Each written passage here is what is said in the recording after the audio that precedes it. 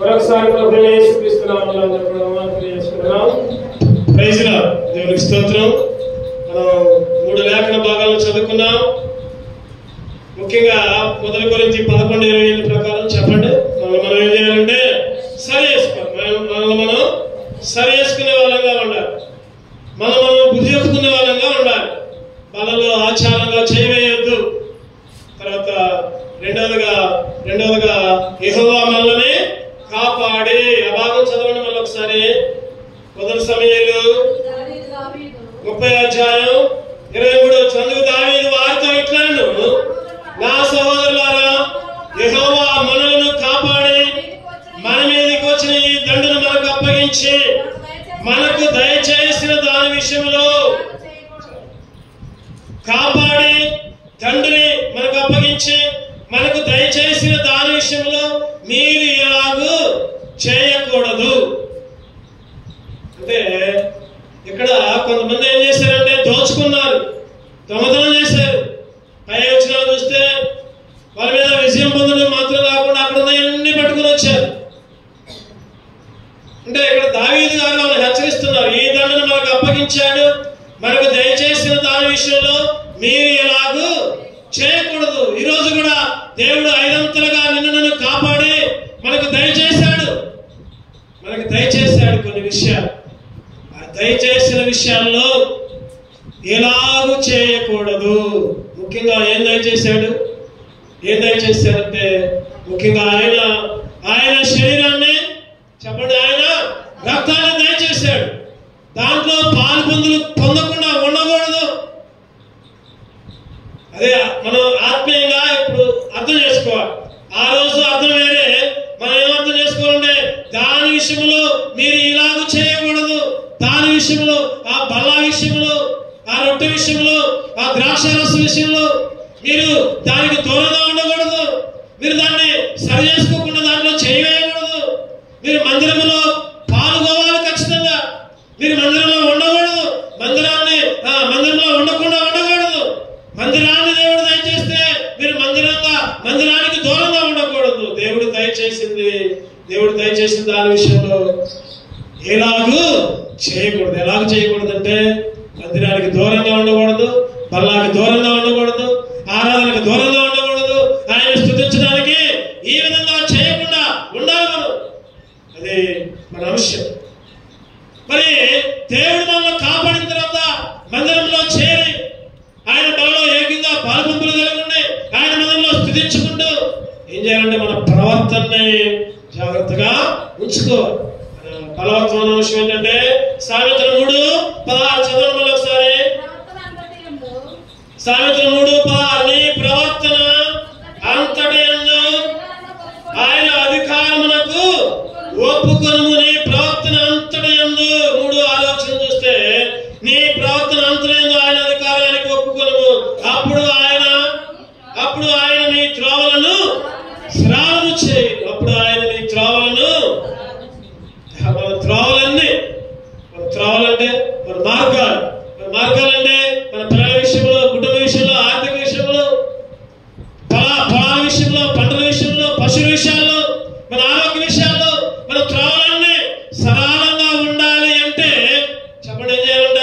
మన ప్రవర్తన అంతా కూడా ఆయన అధికారానికి, దేవుని అధికారానికి ఒప్పుకోవాలి. రక్షణ పొందితే సరిపోదు, బాప్తిసం తీసుకుంటే సరిపోదు. మన ప్రవర్తన మీద ఆయన అధికారం. ఇక అట్లా చేయంటే చేయాలి, చేయొద్దంటే చేయకూడదు అంతే. దీంట్లో ఆప్షన్ లేవు. క్వశ్చన్ రాసేటప్పుడు, పరీక్ష రాసేటప్పుడు ఇట్లా ABCD ఏదైనా పెట్టుకోవచ్చు, చేయాలని పెట్టుకోవచ్చు. చెప్పండి, చదువుకునే పిల్లలకు బాగుంది. కానీ దేవుని విషయంలో మాత్రం నో ఆప్షన్ లేవు. ప్రవర్తన అంతటిలో దేవునికి అప్పచెప్పుకోవాలి, లేకపోతే సైతానికి అప్పచెప్పుకోవాలి. సగం ఇటు ఉండదు. నీ ప్రవర్తన అంతటి యందు అప్పుడే ఆయన నీ త్రోవలను సరళం చేస్తాడు. అప్పుడే నీకు ఆరోగ్యం, అప్పుడే నీ చదువుల్లో విజయం, అప్పుడే దేవుడు నీ పంటల్లో విజయిస్తాడు, నీ ఉద్యోగాల్లో విజయిస్తాడు. నువ్వు చేసే ప్రతి పనిలో కూడా ఆయన అధికారం నామమునకు ఒప్పుకో, ఆయన అధికారానికి. అంశం, దేవుడు కాపాడిన తర్వాత నీ ప్రవర్తన ఎలా ఉంది? నీ ప్రవర్తన ఎలా ఉంది? క్లుప్తంగా ధ్యానం చేద్దాం. ఒక 7 చూద్దాం. 7 ప్రవర్తన ఎట్లా ఉందో చూద్దాం. వాళ్ళు ఏ అధికారులుగా ఉన్నారో దేవుడు ఎట్లా నియమించినో చూద్దాం. అటువంటి ప్రవర్తన నువ్వు నేను కూడా కలిగిన వారిగా క్లుప్తంగా ధ్యానం చేద్దాం. రెండు మొదలుగా ఎలాంటి ప్రవర్తన కలిగి ఉంది, ఎలాంటి అధికారం కలిగి ఉండాలి, ఎలాంటి ప్రవర్తన, ఎలాంటి అధికారం. 2 పేతురు 3వ అధ్యాయం 12వ వచనం. 2 పేతురు 3వ అధ్యాయం 12వ వచనం. ఇవన్నీ ఇట్లా లయమైపోవునని కనుక ఆకాశంలో రవులుకొని లయమైపోనట్టు పంచభూతములు మహావేంద్రముతో కరిగిపోనట్టు దేవుని దినపు రాకడ కొరకు కనిపెట్టచ్చు, దాని ఆశతో అపేక్షించచ్చు. మీరు పరిశుద్ధమైన ప్రార్థనతోనూ భక్తితోనూ ఎంతో జాగ్రత్త గలవారై ఉండవలెను. చెప్పండి, ఏముంది ఇక్కడ? ఏముంది? వచనం చాలా మంది చదువుకున్నాం. దీంట్లో ఒక్క మాటే చూసుకున్నాం. ఏమన్నా? పరిశుద్ధమైన. ఈరోజు నీ ప్రవర్తన పరిశుద్ధంగా ఉందా? పరిశుద్ధమైన ప్రవర్తన ఉందా? అన్ని అయిపోతాయంట. భూమి, ఆకాశం, పంచభూతాలు మహావేంద్రముతో మనం కట్టుకున్న ఇల్లు, మనం కొనుక్కున్న బంగళాలు, మనం కొనుక్కున్న కార్లు, లేదా మేడలు, మిద్దెలు. ఈ మధ్య అమెరికాలో కార్ చిచ్చు వచ్చింది, మొత్తం తగలబడిపోయింది, మొత్తం బిల్లుగా మొత్తం కొన్ని కోట్లు నష్టం జరిగింది. రానైన దినాల్లో అదే జరిగింది. ప్రతిదీ కూడా అగ్నితో లయమైపోతుందా? అటువంటి దినాల్లో ఉన్నాం మనం. అటువంటి అప్పుడు దేవుని దినపు రాకడ కొరకు కనిపెట్టుకుంటూ పరిశుద్ధమైన ప్రవర్తన. చెప్పండి, బైబిల్లో ఒక ఆయన ఉన్నాడు, పరిశుద్ధమైన ప్రవర్తన. నేను ప్రవర్తన చేద్దా, దానికి సంబంధించిన వ్యక్తిని మీరే చెప్పాలి. మరి ఎవరు చెప్తారో చూద్దాం. పరిశుద్ధమైన ప్రవర్తన. ఏమాత్రం కూడా పాపం చేయలే. పాపం చేయడానికి అవకాశం వచ్చింది కానీ పారిపోయాడు. ఇప్పుడైనా చెప్పండి, యోసేపు గారు ఎంతో నమ్మకం, పరిశుద్ధంగా. ఆదికాండం 42:6. నేను క్లుప్తంగా కొన్ని విషయాలు క్లుప్తంగా చెప్తాను. సమయం లేదు, వివరించడానికి సమయం లేదు. కానీ ఆదికాండం 42:6. అప్పుడు యోసేపు ఆ దేశమంతటి మీద అధికారి అయిండును. ఆ దేశమంతటి మీద. ఏ దేశానికి? ఇశ్రాయేలు దేశానికి. ఎందుకంటే తన ప్రవర్తన కాపాడుకున్నాడు. పోతీఫరు ఇంట్లోకి వెళ్ళాడు. పోతీఫరు భార్య పాపం చేయమని ఆహ్వానించినప్పుడు తన పై వస్త్రాన్ని వదిలిపెట్టి పారిపోయాడు. అది పరిశుద్ధమైన ప్రవర్తన. ఈరోజు పాపము చేయడానికి అవకాశం ఉండి కూడా పాపము చేయకుండా ఉండడమే పరిశుద్ధ ప్రవర్తన. అవకాశాలు లేకుండా నేను పరిశుద్ధంగా ఉన్నానంటే కుదరదు. అవకాశం ఉండి కూడా దారిని పోతున్నాం. ఒక ఆయన చూశాడు. ఒక ఆయన ఏం చేశాడంటే, ఇగో చర్చ అయిపోయింది, విశ్వాసాలు అందరికీ వస్తారు, అసలు పరీక్ష చేద్దామని ఒక వ్యక్తి ఏం చేశాడంటే ఒక 2000 రూపాయల నోట్ని రోడ్డు మీద వేశాడు. చర్చ అయిపోయింది, విశ్వాసులు చర్చించి బయటకు వచ్చారు. ఆయన అక్కడనే ఒక పక్కన కూర్చొని చూస్తా ఉన్నాడు. అసలు వీళ్ళంతా ఎట్లా ఉన్నారా? అందులోకి చర్చించిపోయారు. ఒక యవ్వన స్త్రీ అబ్బా నాకు 2000 కాగితం దొరికిందని వెంటనే తీసుకొని ఎవరికి చెప్పలా, పక్కన కూడా చెప్పలా, వెనకోళ్ళకు కూడా చెప్పలా, తీసుకుంది, సైలెంట్ గా లోపల పెట్టుకుంది. వెళ్తాను. వెంటనే ఆయన వచ్చి ఏంటమ్మా మీరు చర్చికైనా వెళ్ళి వచ్చేది అన్నాడు. అవునగా, చర్చికే వెళ్ళి వస్తాను. మరి చర్చిలో మీకు ఏం నేర్పిస్తున్నారమ్మా? చర్చిలో అన్ని మంచి మాటలే, అన్ని మంచిగా చదువుతారు. రోడ్డు మీద 2000 కాగితం దొరికినప్పుడు ఎవరన్నా అడగాలి కదా, చుట్టుపక్కల, లేకపోతే నీ పక్కన కదా చెప్పాలి కదా. 2000 కాగితం దొరికింది, ఎవరిదో ఇది, ఎవరిదో కనుక్కోవాలి కదా. ఎవరికి చెప్పకుండా, ఎవరిని అడగకుండా అట్లా లోపలేసుకుని పోతున్నావేంటి? ఇదేనా మీరు నేర్చుకునేది? ఇదేనా మీకు నేర్చుకునేది? చూడండి, సైతాను గాడు టెస్ట్ చేస్తా ఉంటాడు. చెప్పండి, ఏం చేస్తాడు? ఆ రోజు సైతాను గాడు యోసేపును టెస్ట్ చేశాడు. యోసేపు మాయలో పడతాడా లేదా? పడతాడా లేదా? పోతీఫరు భార్య కన్ను యోసేపు మీద ఉంది. పాపం చేద్దాం రా అంటే యోసేపు గారు ఏం చేశారు? పారిపోయాడు. 39వ అధ్యాయంలో 10వ చదువుతున్నా కానీ 39:10 పారిపోయాడు. పాపానికి దూరంగా పారిపోయాడు. ఈరోజు పరిశుద్ధ ప్రవర్తన. ఈరోజు మందిరానికి రావడం మాత్రమే కాదు, బైబిల్ చదవడమే కాదు, వాక్యం చెప్పడం కాదు, పాటలు పాడటం కాదు. నీ ప్రవర్తన ఎట్లుంది? నీ పక్క బిడ్డల ఇంట్లో ఏమనుకుంటున్నారు? నీ బజార్లో ఏమనుకుంటున్నారు? లేదా నీ ఇంట్లో నీ భర్త, లేదా నీ భార్య, నీ పిల్లలు, లేదా నీ బంధువులు నీ గురించి ఏమనుకుంటున్నారు? వీళ్ళు ప్రార్థనకు పోతారులే కానీ ఇలా బతికితే ఇలా బతుకు మారదు.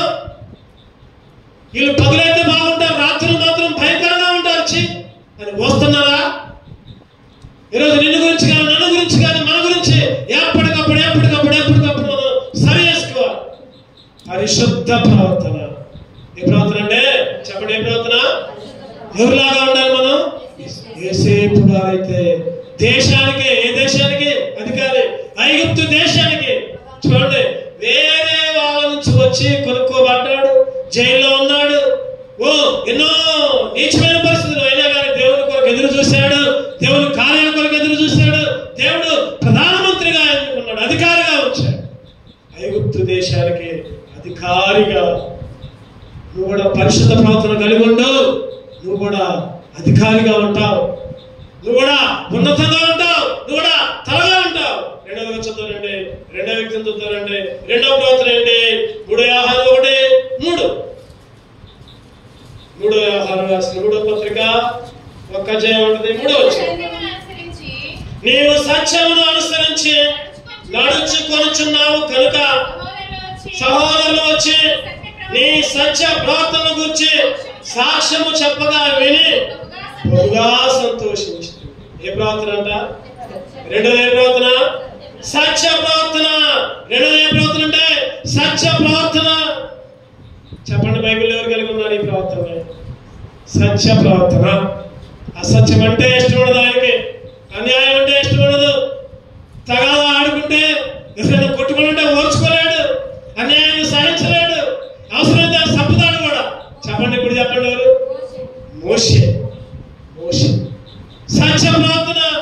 సత్యాన్ని దాడులా, సత్యాన్ని విడిచిపెట్టలా, అసత్యాన్ని వెంబడించలా, అన్యాయాన్ని సహించలా. ఇద్దరు కొట్టుకుంటుంటే ఏం చేశాడు? సమాన మాట ఎక్కడ ఉందంటే నిర్గమాకాండం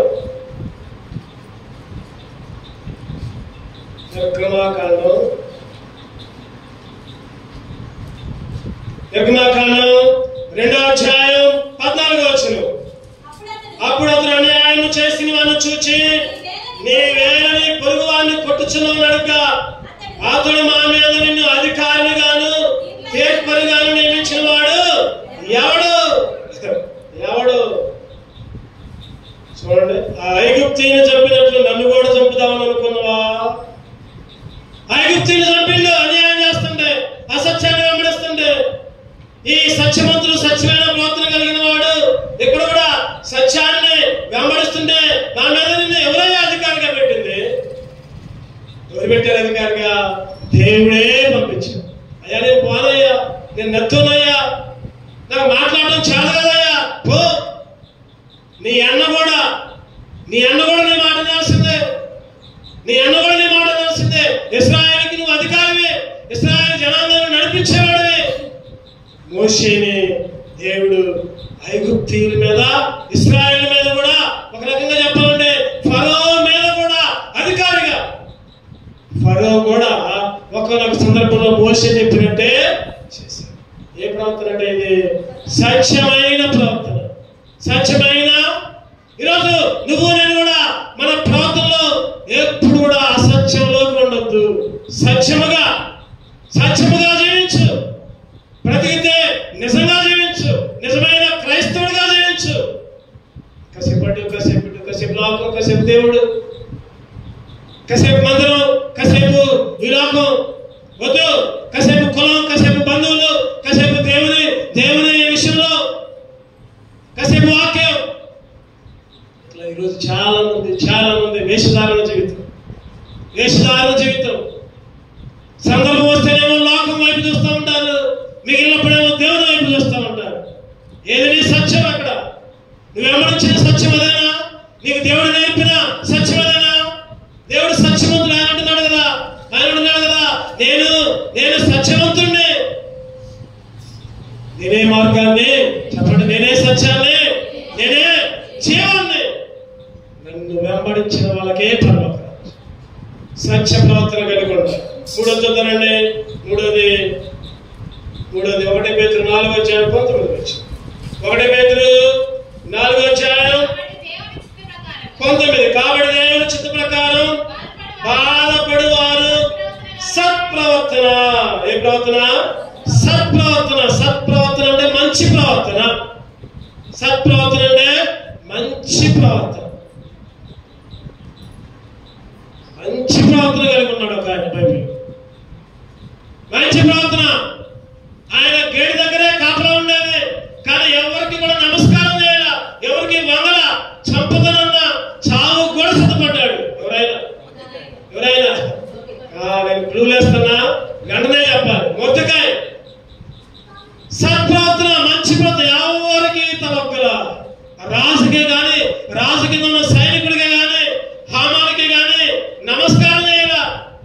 అందరంట వంగి దండాలు పెడుతున్నారు. అందరూ హామాలు వస్తుంటే వంగి దండాలు. మొత్తకాయ మాత్రం ఎవరు నాకు తెలియదు అన్నట్టున్నాడు. హామానికి కోపం వచ్చింది.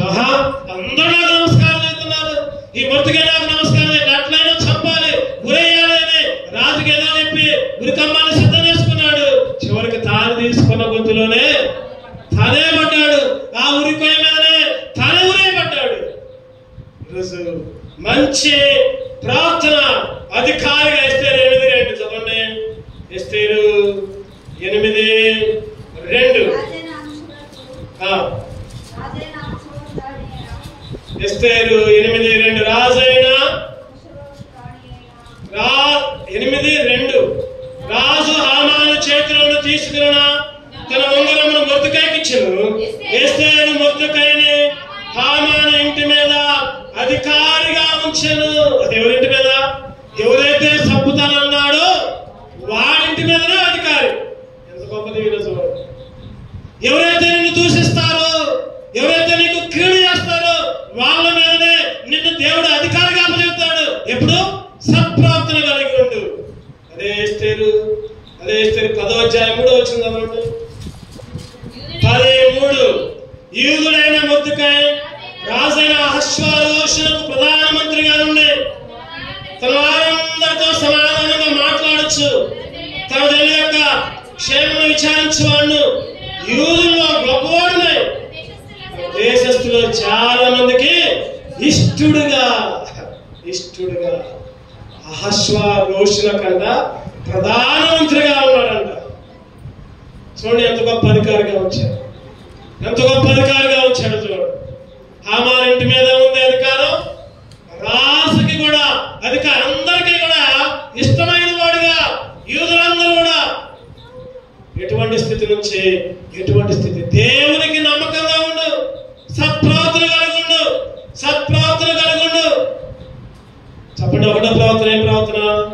పరిశుద్ధమైన పాపానికి దూరంగా ఉండు, యోసేపు గారి లాగా. రెండవది సత్య ప్రవర్తన. ఎవరిలాగా? మోషే గారి లాగా అసత్యాన్ని వెంబడించొద్దు. బ్రతికితే సత్యంలో ఉండు, లేకపోతే చావు. అంతే, 2 మాటలు. బ్రతికితే సత్యంలో ఉండు, లేకపోతే అసత్యంలో ఉండు. అసత్యంలో పోతే సత్యనంటే. తర్వాత మూడవది సత్ప్రవర్తన, మంచి ప్రవర్తన. మొర్దెకై దేవునికి తప్ప ఇంకెవరికి తలొగ్గొద్దు. దేవునికి తప్ప, దేవుని మందిరానికి తప్ప. గుర్తుపెట్టుకోవాలి, ఈ విషయం కూడా గుర్తుపెట్టుకోవాలి. దేవునికి ఎప్పుడు తలపు? నేను దేవునికి తలపుతా, దేవునికి లోపడతా, కానీ మందిరాన్ని నాకు పడతా అంటే కుదరదు. మందిరానికి లోపడి మందిరంలో నువ్వు ప్రవేశిస్తేనే దేవునికి లోపడ్డట్టు. నువ్వు మందిరంలోకి రాలేదు అంటే దేవునికి దూరంగా ఉన్నట్టే, దేవునికి లోబడినట్టే. నువ్వు దేవుని సన్నిధికి దూరంగా ఉన్నావంటే అంతే. అందుకనే నీ త్రోవలన్నీ సరళంగా ఉండాలంటే నీ ప్రవర్తనంతుల మీద ఎవరి అధికారం? దేవుని అధికారం. దేవుని అధికారంలో ఉంటే సైతాన్ అధికారంలోకి పోవు. దేవుని అధికారంలో ఉంటే దేవుని మీద గడుపుదాం అంతే. చదవగల 4 వ్యక్తిని 1 పేతురు 2వ అధ్యాయం 5వ వచనం. యేసుక్రీస్తు ద్వారా దేవునికి అనుకూలములకు ఆత్మ సంబంధమైన పరిశుద్ధ యాజకులుగా ఉండునట్లు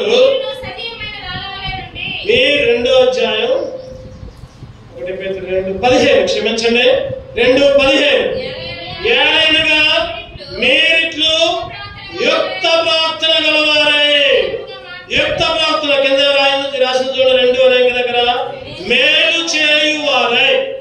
మూడవదిగా నాలుగవదిగా యుక్త ప్రార్థన. యుక్త ప్రార్థన అంటే చెప్పండి, యుక్త ప్రార్థన అంటే మేలు చేసేవారిగా. చెప్పండి, ఒక ఆయన బైబిల్లో యుక్త ప్రార్థన కలిగి కీడు చేసినా కూడా మేలే చేస్తాడు ఆయన. ఎవరు? దావీదు. రైట్, వెరీ గుడ్, బాగా చెప్పారు. కీడు చేసిన చంపుదామనుకున్నా కూడా దావీదుని సౌలు గారు ఎన్నోసార్లు చంపుదామనుకున్నారు. ఎన్నోసార్లకి తన కుమార్తెనిచ్చి పెళ్లి చేసిందే చంపడానికి. చెప్పండి, అందరూ పిల్లలు ఇచ్చేది ఎందుకంటే బాగుపడతారు, అందరూ పెళ్లి చేసేది ఎందుకంటే వాళ్ళు బాగుంటారు. కానీ సౌలు అట్లా ఆలోచన అట్లేదు. కుమార్తెనిచ్చి చంపుదామనుకున్నాడు దావీదుని. ఒకసారి గోడ దగ్గర కూర్చొని సంగీతం వాయిస్తుంటే ఈట ఇసిరేశాడు. సౌలు విలుకాడే అయినా కానీ ఈట దావీదు దగ్గర గుచ్చుకోలే, గోడ గుచ్చుకుంది. ఎందుకు దేవుడు కాపాడాడు. అందుకనే దావీదు అంటున్నాడు, చదువుకున్నాం మనం, ఎన్నో విషయాల్లో దేవుడు కాపాడుతూ ఉన్నాడు. ఈటని పక్కకు తప్పించాడు దేవుడు, గురిగానే వేశాడు. సౌలు గురితక్కుడు కాదు, మంచి గురిగాడు సౌలు. అయినా కానీ ఈటని ఆ చేత కొద్దిగా పక్కకు. యుక్త ప్రార్థన. ఏం ప్రార్థన అంటే యుక్త ప్రార్థన. 2 సమయాలు 22:44 చదవండి. దేని మీద అధికారిగా ఉన్నాడు? 2 సమయాలు 22:44. నీవు నన్ను విడిపించితివి, చెడులకు అధికారిగా నన్ను నిలిపితివి, నేను ఎరుగని నన్ను సేవించ. చెడులకు అధికారి. ఎవరికి అధికారంట? జనులకు అధికారి. ఇశ్రాయేలీయుల జనాలకి అధికారిగా ఉంచబడ్డాడు దావీదు. కారణం తన యుక్తమైన ప్రవర్తన, మేలు చేసే ప్రవర్తన. యుక్తమైన ప్రవర్తన అంటే మేలు చేసే ప్రవర్తన. ఈరోజు నువ్వు నేను కూడా చెప్పండి. ఒక ఆయన ఒక సేవకుడు ఒక మాట అన్నాడు. ఏంటంటే అది, అరే మేలు చేయకపోతే చేయకపోయినా కానీ చెప్పండి, కీడు మాత్రం మేలు చేయకపోయినా పర్వాలేదు, కీడు మాత్రం చేయమా. ఈరోజు మనం ఎప్పుడు చూసినా కీడే. మనకి ఎవరైనా పర్లేదు అనుకోండి, మనకి ఎవరన్నా కోపం అనుకోండి, వాళ్ళకి కీడు జరగాలి, వాళ్ళకి ఇచ్చరగాలి. అందరూ నాతో సహా, నేనేం గొప్పని చెప్పట్లేదు. మన ఉద్దేశాలు, మన తలంపులు అట్లా ఉంటాయి. మేలు చేయువారై, యుక్త ప్రార్థన కలిగిన వారు, దావీదులాగా జనులకు అధికారం. చదవండి 5వ వ్యక్తిగా 1 కొరింథీ 15:14. నేను ఇక్కడ వివరించట్లా, ఇంటిని జస్ట్ అవుట్లైన్స్ చెప్పి వదిలిపెడతాను. 15:14. మరియు 1 కొరింథీ 15:34. నీతి ప్రార్థన గలవారై మేలుకొని పాపము చేయకుడి. నీతి ప్రార్థన గలవారై మేలుకొని పాపము చేయకుడి. దేవుని గురించిన జ్ఞానం కొందరికి లేదు, మీకు సిగ్గు కలగటకై. దేనికంటే చెప్పేది సిగ్గు కలగటానికి. దేవుని గురించిన జ్ఞానం కొంతమందికి ఉండదు. దేవుని గురించిన జ్ఞానం ఏదో దేవుని గురించిన జ్ఞానం, ఈ లోక జ్ఞానం మాత్రం చాలా ఉంటుంది. ఈ లోక జ్ఞానం చాలా ఉంటుంది. దేవుని గురించిన జ్ఞానం అసలు ఉండదు. వాక్యం ద్వారా ఏదైనా హెచ్చరిస్తే చాలు, ఏదైనా గద్దిస్తే చాలు, ఏదైనా చెబితే చాలు, నా గురించే మొత్తం నా గురించే. ఎందుకనుకుంటున్నావు? నీ గురించి నీలో ఉద్దేశం ఉంది కాబట్టి, నీకు ఆ వాక్యం జరిగింది కాబట్టి అనుకుంటున్నావు. దేవుని గురించిన జ్ఞానం లేదు. ఈ లోక జ్ఞానం, సైతాన్ జ్ఞానం ఎక్కువై తిరుగుబాటు, సేవకుల్ని తోటి విశ్వాసుల్ని తిరుగుబాటు, ప్రశ్నించే తత్వం, నలుగురు చెప్పుకొని అట్ట చేసిండు ఎట్ట చేసిండు, ఆయన అంటాడు ఈయన అంటాడు. బైబిల్ అంటుంది కదా, దేవుని గురించిన జ్ఞానం, నీతి ప్రవర్తన. ఏమిటి అక్కడ? నీతి ప్రవర్తన. నీతి ప్రవర్తన కలిగిన వారుగా. ఒక ఆయన ఉన్నాడు బైబిల్లో, ఆయన అంత నోటెడ్ కానీ చెప్తారేమో చూస్తాం. ఎవరైనా నీతి ప్రవర్తన, వ్యభిచారికి పుట్టిండనే, వేశ్యకి పుట్టిండనే ఆడదమ్మలే, నువ్వు ఎక్కడొద్దు పో విలేసా చెప్పండి. నువ్వు ఇచ్చి ఎవరైనా చెబితే 1000 రూపాయలు, చెబితే 1000 రూపాయలు. వేశ్యకి పుట్టిండని ఎలాగొట్టారు. తర్వాత వాళ్ళే ఈ మధ్యలో ఆడుకుని అయ్యా మా మీద అధికారం ఉన్నాయని ఈ మధ్యలో చెప్పాను. వాక్యంలో కూడా, బైబిల్ స్టడీలో కూడా చెప్పాను. చూద్దారండి న్యాయాధిపతులు 11వ అధ్యాయం. న్యాయాధిపతులు 11వ అధ్యాయం ఎన్ని వచ్చినామంటే, న్యాయాధిపతులు 11:8 చదవండి. అప్పుడు గిలాదు పెద్దలు, అందుచేతనే మేము నీ యొద్దకు మళ్ళీ వచ్చితిమి, నీవు మాతో కూడా వచ్చి అమ్మోనీయులతో యుద్ధము చేసి గిలాదు నివాసులైన మా అందరి మీద నీవు అధికారి అవుదు అని యోప్తాతో. ఎవరు చెప్పండి? యోప్తా. బైబిల్ స్టడీలో ధ్యానించాం, చాలాసేపు ధ్యానించాం ఈ వ్యక్తి మీద. యోప్తా పై వచనాల్లోనేమో 2వ వచనం కావండి. 2వ వచనం 1వ వచనం చదవండి. గిలాదు వాడిని యోప్తా పరాక్రమం కలిగిన బలాఢ్యుడు, అతడు వేశ్య కుమారుడు. గిలాదు యోప్తాను కనెను. గిలాదు భార్య అతని కుమారులను కనగా వారు పెద్ద వారై యోప్తాతో, నీవు అన్ని స్త్రీకి పుట్టినవాడు కనుక మన తండ్రి నుండి నీకు స్వాస్థ్యము లేదు. నువ్వు వేరే స్త్రీకి పుట్టావు, వేశ్య పుట్టావు, నీకు ఇక్కడ బాగోలేదు ఇల్లు. ఒకప్పుడేమో ఎలగొట్టాడు, పారిపోయాడు. 3వ వచనం ఉంటుంది, యోప్తా పారిపోయాడు. తర్వాత ఏమైంది? యుద్ధం వచ్చింది, యోప్తా ఓడిపోతున్నారు. అటువంటి స్థితిలో ఎవరైతే పంపించారో వాళ్ళే పోయి బతిలాడుతున్నారు. గిలాదు పెద్దలు పోయి, అయ్యా లాభలేదయ్యా, ఇక నువ్వు రావాల్సిందే. ఆ రోజు వాళ్ళు తెలిసిందే అన్నారు, వాళ్ళు క్షమించు, నువ్వు వస్తేనే. పరాక్రమం కలిగిన బలాఢ్యుడా యోప్తా. చెప్పండి. తల్లి వేసి అయినా కూడా నీతి తపల. చెప్పండి. ఈరోజు మనం అనుకుంటాం కానీ వాళ్ళు పాపంలో ఉన్నారు, వీళ్ళు పాపంలో ఉన్నారు, వాళ్ళు అడు చేస్తున్నారు, నేనే పరిశుద్ధిని అనుకుంటాం. పాపంలో ఉన్న వాళ్ళు ఒక్కసారి పాపం నుంచి బయటకు వచ్చిన తర్వాత మళ్ళీ ఆ పాపం జరిగిపోరు. అది గుర్తుపెట్టుకోండి. పాపంలో ఉన్న వాళ్ళు పాపే, దుర్మార్గుడే, వ్యభిచారే, వేశ్య జీవితమే, హంతకుడే, పాపే, అందరూ కూడా తిట్టేవాళ్ళే. అటువంటి వాళ్ళు యేసుక్రీస్తుని నమ్మిన తర్వాత ఒక్కసారి యేసుక్రీస్తుని వెంబడించిన తర్వాత మళ్ళీ ఆ పాపం జరిగిపోరు. గుర్తుపెట్టుకోండి. మేము పాపం చేయాలా, మేము మంచంలో వాళ్ళలాగలేము ఏలాగలేము అని చెప్పుకున్న వాళ్ళే పాపంలోకి పోతారు, పాపాన్ని వెంబడిస్తారు, పాపాన్ని చురుకుంటా ఉంటారు. ఆ రోజు యోప్తాను ఎన్ని మాటలు అన్నారు. యోప్తాను నీతి తప్పలా, నీతి ప్రవర్తన. మళ్ళీ ఏమన్నాడు? గిలాదు వాళ్ళకే అధికారిగా వచ్చింది. నీతి తప్పకూడదు. జాగ్రత్త. ఇంకో వచనం చూద్దామండి. కొలస్సీలకు రాసిన పత్రిక 2వ అధ్యాయం ముగించుకుందాం ఒక 5 నిమిషాలు. కొలస్సీయులకు రాసిన పత్రిక 2వ అధ్యాయం 5వ వచనం. నేను శరీర విషయంలో దూరముగా ఉన్నాను, ఆత్మ విషయంలో మీతో కూడా ఉండి మీ యోగ్యమైన ప్రవర్తన, మీ యోగ్యమైన ప్రవర్తన. ఏ ప్రవర్తన చెప్పండి? యోగ్యమైన ఏముంది? యుద్ధ సన్నద్ధులై యుద్ధాన్ని ఎదుర్కోవడం, పారిపోవడం కాదు. యోగ్యమైన ప్రవర్తన. కీడు చేసిన చంపుదామన్నా, ఇగో నీకు అధ్యాస్తమన్నా, ఇచ్చేస్తామన్నా, ఇగో నువ్వు దేవుని నామంలో ప్రార్థన చేస్తే నేను సింహాల్లో పోల్లో వేస్తామన్నారు. కానీ ఆ యోగ్యుడు యోగ్యమైన ప్రవర్తన విడిచిపెట్టలా.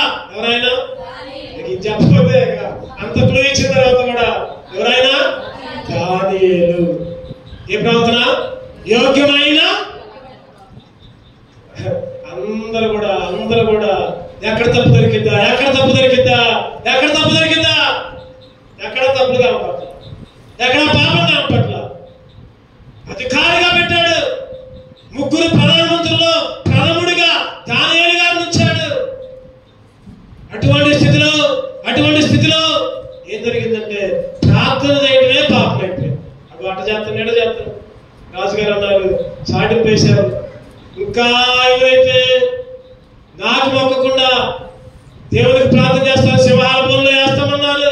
అయినా కానీ వెనక్కి తీయలా. అధికారిగా సింహాల బోన్లో వేస్తానన్నా కూడా చివరికి సింహాల బోన్లోకి పోయాడు, సజీవంగా బయటకు వచ్చాడు. 2వ అధ్యాయం 48 వచ్చింది. దానియేలు గ్రంథం, దానియేలు 2:48 చదవండి. దానియేలు 2:48. అప్పుడు రాజు దానియేలు బహుగా హెచ్చించి అనేక గొప్ప దానములు ఇచ్చి అతని బబులోను సంస్థానమంతటి మీదను అధిపతిగాను, బబులోను జ్ఞానులందరిలోను ప్రధానిగాను. అంతకుముందు ఏం జరిగింది? షడ్రకు, మేషకు, అబేద్నెగో బబులోను విగ్రహానికి మొక్కమని చెబితే మొక్కలా. దాన్ని ఏమంటారంటే యోగ్యమైన ప్రవర్తన. ఇగో మందిరం మానేయమంటే మానేయకూడదు. ఆ పనులు వస్తాయి, ఈ పనులు వస్తాయి, ఆ అడ్డుకులు వస్తాయి, ఈ అడ్డుకులు వస్తాయి, బంధువులు వస్తారు, అందరూ వస్తారు. వాళ్ళతో కూడా మందిరంలోకి వచ్చి గడపాలి. అది యోగ్యమైన ప్రవర్తన. కష్టాలు వచ్చినా, బాధలు వచ్చినా, ఇబ్బందులు వచ్చినా, ఇరుకులు వచ్చినా దేవుని మందిరానికి ఇవ్వాల్సిన ప్రాధాన్యత. అటువంటిప్పుడే ఇంకొద్దిగా ఎక్కువసేపు దేవునిలో గడపాలి. అది మన క్రమం, మనం నేర్చుకునే విధం. అందరిలాగా కాదు మనం ఉండేది. యోగ్యమైన ప్రవర్తన. చివరిగా ఇంకొక విషయం చూస్తున్నాం. ఇంకొక వ్యక్తిని 1 పేతురు 2వ అధ్యాయం 12వ వచనం. 1 పేతురు, అన్యజనులు మిమ్మును ఏ విషయంలో దుర్మార్గులను దూషించురో ఆ విషయంలో మీ సత్క్రియలను చూచి వాటిని బట్టి దర్శన దినమున దేవుని మహిమ పరచినట్లు వారి మధ్య మంచి ప్రార్థన. జనుల పట్ల మంచి ప్రార్థన ఏముందంటే అక్కడ ఏముంది? మంచి ప్రార్థన. ఎవరి మధ్య ఉండాలి?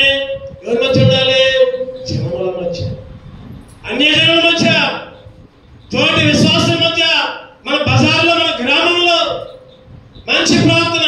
చాలా మంది అనుకుంటారు కదా మంచి ప్రవర్తన అంటే అబద్ధాలు ఆడకూడదు, దొంగతనం చేయకూడదు, ఆ మాటలు పలకూడదు, ఈ మాటలు పలకూడదు, అవి చేయకూడదు, ఈ చేయకూడదు.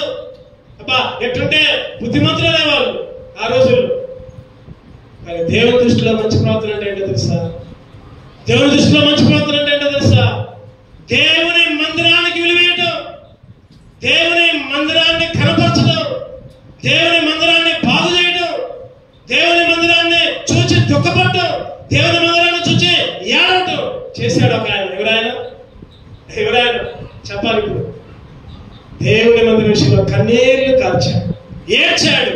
రాజు దగ్గర పర్మిషన్ తీసుకొని, అయ్యా మా దేశం మొత్తం మా మందిరాన్ని కట్టుకుంటామని రాజు దగ్గర పానీయం ఇచ్చేవాడు. ఎవరైనా ఎప్పటికైనా నెహెమ్యా చెప్పండి. ఎవరైనా మంచి ప్రవర్తన.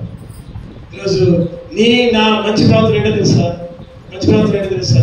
బుధవారం రాగానే బైబిల్ స్టడీలో గడపడం. చుట్టుపక్కల వాళ్ళు బుధవారం వస్తే ఆమె ఉండదు, శనివారం వస్తే ఉపవాస ప్రార్థన వస్తే ఆమె దగ్గర ఉండదు. అక్కడ మన గురించి ఎవరైనా అడిగితే చెప్పాలన్నమాట. బుధవారం వస్తే ఆమె చర్చిలో ఉంటుంది, శనివారం వస్తే చర్చిలో ఉంటుంది, ఆదివారం వస్తే అసలు ఇంటి దగ్గర ఉండదు. ఎన్ని ఫంక్షన్ అయినా పోదు, ఎన్ని పెళ్ళైనా పోదు, ఏదొచ్చినా ఆ మందిరం తర్వాతనే. అది మంచి ప్రవర్తన. అన్య జనుల ఎదుట, నీ గ్రామం ఎదుట, నీ బంధువుల ఎదుట అది సాక్ష్యం. ఈ మధ్య ఒక మాస్టర్ వచ్చింది నాకు పెళ్లి కార్డు వేయడానికి మాస్టర్ వస్తే పొద్దునే వచ్చింది 8కి ఫోన్ చేసిండు. మరి ఇట్లా సంగతి ఎట్లా వస్తున్నా అంటే, మరి నేను అప్పటికే ఒక ఇంట్లో ఉన్నా. పొద్దున్న 8కే ఒక ఇంటికి పోయి గృహదర్శనం చేసుకుని పలకరించడానికి వెళ్ళాను. మరి ఏం చెప్పాలో ఆయన తెలియదు. ఆయనేమో మాస్టర్ మాతో పాటు ఆయన ఏం చెప్పాలి, సర్లే రాంటాను. సర్లే రాండంటే ఆయన ఇంటి దగ్గర తాళం వేసాడు. ఇంటి దగ్గర ఎవరిని అడగల. ఏం చేసాడంటే మందిరంలోకి వచ్చి కూర్చోడు, ఎడకొచ్చి మెట్ల మీద కూర్చోడు. ఫోన్ చేసాడు, ఇంటి దగ్గర లేరుగా, మీరు మందిరంలో ఉంటారు అనుకున్నాను. మరి చూడండి మందిరంలో ఉంటారు అనుకో. నేను ఆయనకు చెప్పా, అయ్యా ఇట్లా సంగతి ఒక ఆయన చనిపోతే వాళ్ళ ఇంటికి పొద్దున్నే 8కి గోపించింది. వాళ్ళ నాన్న చనిపోతే పోయి ఒక గంట కూర్చొని కొద్దిగా పలకరించి పరామర్శ చేసి ప్రార్థన చేసి రావడం జరిగింది. ఆయన ఏమనుకున్నాడంటే, ఇంటి దగ్గర రాకపోతే ఏమనుకున్నాడు చెప్పండి, ఇంకా ఫోన్ కూడా చేయాల. వచ్చినప్పుడైతే ఫోన్ చేసి ఇంటి దగ్గర ఉన్నాలే అన్నా. వచ్చిన ఇంటి దగ్గర ఆపేసరికి ఫోన్ చేయలేక చర్చి దగ్గర ఉంటాను, చర్చి దగ్గర వచ్చాను కూర్చొని. వెంటనే అక్కడ అయిపోయిన తర్వాత నేను ఫోన్ చేసి, ఎక్కడ ఉన్నారంటే చర్చి దగ్గరే కూర్చున్నాను. సరేరా మా ఇంటికి రా, నేను వస్తాను. ఈరోజు నేను చెప్పా, మా అందరి దగ్గర చెప్పా, మా టీచర్ల దగ్గర, అవసరమైన ఎంఈఓ గారి దగ్గర కూడా చెప్పాను కొన్ని విషయాలు. ఆదివారం నాకు ఏ పని చెప్పమాకండి. ఆదివారం నాకు చర్చి 2-3 సార్లు ఆదివారం చెప్పినా కూడా వెళ్ళలేదు. మీరు ఇంకా మిగిలిన టైంలో ఏదైనా చెప్పండి. అవసరమైతే నైట్ 7 దాకా 10 దాకా ఉంటా, కానీ ఆదివారం మాత్రం నేను రాదని చెప్పాను. ఒక సాక్ష్యం కలిగి ఉన్నాం టీచర్లు ఎదుట. ఆయన ఖచ్చితంగా వచ్చి ఆడుకోవచ్చు. నిజంగా నేనేదో గొప్పతనం కాదు, కానీ ఈరోజు నీ గురించి, నా గురించి, మన గురించి ఆదివారం వస్తే పెళ్లికి పోతారా? పోదాళ్ళు. ప్రార్థన తర్వాతే పెళ్లి, ఫంక్షన్ పోదాళ్ళు. ఫంక్షన్ తర్వాతే ప్రార్థన తర్వాతే ఫంక్షన్. ఉందా ఈ సాక్ష్యం? మంచి ప్రవర్తన. నెహెమ్యా ఎవరి గురించి మనం చెప్పుకుందే? నెహెమ్యా 8:9 నెహెమ్యా ముగించుకున్నాం. ఇక నెహెమ్యా 8వ అధ్యాయం. జనులందరూ విని ఏడవ మొదలు పెట్టగా అధికారి అయిన నెహెమ్యాయు యాజకుడును. చెప్పండి, అక్కడ ఏం మాట ఉందంటే అధికారి అయిన నెహెమ్యా ఇశ్రాయేలీయులకి అధికారిగా దేవుడు నియమించాడు. ఒక దగ్గరేమో రాజు దగ్గరేమో అందించేవాడు, గిన్నెలు అందించేవాడు. రాజు దగ్గరేమో గిన్నెలు అందించేవాడు. మరి ఇప్పుడేమో ఇశ్రాయేలీయులకి అధికారి, ప్రార్థనాపరుడు, మందిరాన్ని నిర్మించిన వాడు. ఏ ప్రవర్తన కలిగింది చెప్పండి? మంచి ప్రవర్తన. మంచి 7 రకాల ప్రవర్తన, 7 రకాల వ్యక్తి. ఎక్కడ తప్పిపోతున్నాం? 2 కళ్ళు మూసుకున్నాం.